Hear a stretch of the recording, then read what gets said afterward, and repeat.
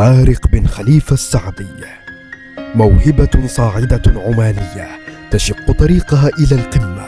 طارق السعدي صاحب 15 سنة والمولود في سنة 2006 أحدث ضجة كبيرة، حيث يعتبر موضع اهتمام للعديد من الأندية الإنجليزية بشكل خاص والأوروبية بشكل عام. ذو الرجل اليسار الساحرة يعتبر من أفضل وأكثر المواهب الواعدة على مستوى الوطن العربي، حيث بدأت رحلة طارق الاحترافية مع نادي بيرمنغهام سيتي الإنجليزي، وكانت تجربته الاحترافية الأوروبية الأولى.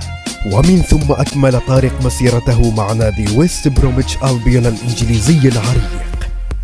شارك طارق خلال تلك الفترة في مسابقة النادي اللندني العريق تشيلسي، حيث تم تكريمه بشكل خاص بعد نهاية البطولة. استمر طارق في شق طريقه إلى النجومية، وهذه المرة مع نادي مانشستر سيتي الذي يعتبر أحد أفضل أندية العالم حاليا.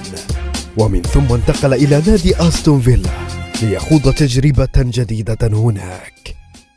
لم يتوقف طارق هنا، بل استمر في خوض التجارب الجديدة، وهذه المرة كانت التجربة خارج أسوار المملكة المتحدة، تحديدا في فرنسا مع نادي لينز الفرنسي، حيث كانت تجربة فريدة ومميزة للنجم العماني.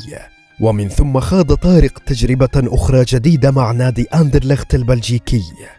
ومن ثم وجد طارق الاستقرار مع نادي ويلفرهامبتون الإنجليزي، حيث أمضى معه موسمين، ولا يزال يستمر في تألقه ونجوميته مع هذا النادي العريق. طارق اليوم يعتبر قنبلة كبيرة قادمة في عالم كرة القدم العمانية والعالمية.